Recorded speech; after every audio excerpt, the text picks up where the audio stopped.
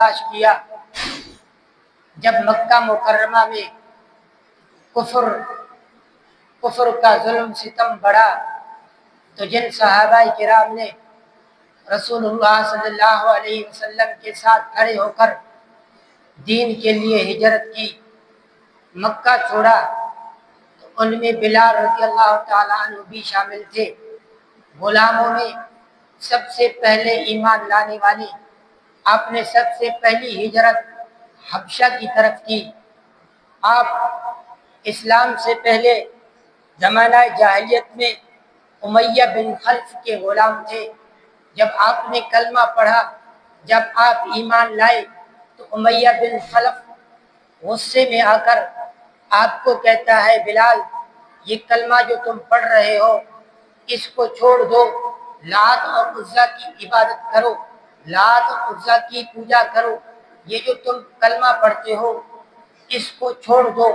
بلال رضی اللہ تعالیٰ عنہ آسمان کی طرف دیکھتے ہیں اور کہتے ہیں، احد احد، اللہ ایک ہے، اللہ ایک ہے۔ گویا کہ بلال رضی اللہ تعالیٰ عنہ یوں کہنا چاہتے ہیں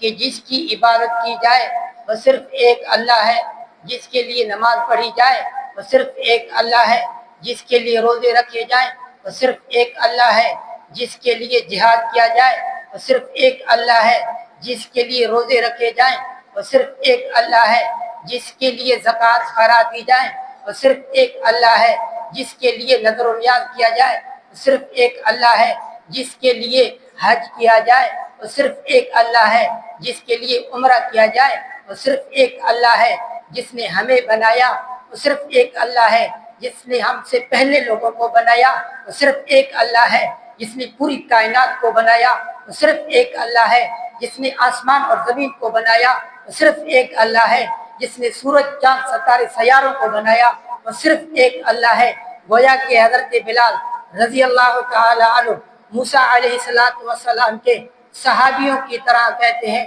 فقض ما انت قاض، جو کر سکتے ہو کر گزرو، جو میں کلمہ پڑھ رہا ہوں اس کو میں نہیں چھوڑ سکتا، میں کلمہ نہیں چھوڑ سکتا، میں اسلام نہیں چھوڑ سکتا، میں دین نہیں چھوڑ سکتا، میں عشق رسول نہیں چھوڑ سکتا، یہ جو میں نعرہ لگا رہا ہوں توحید کا اس کو میں نہیں چھوڑ سکتا، میں عہد کا نعرہ نہیں چھوڑ سکتا۔ لوگ جو مرضی کریں، جو مرضی کہیں،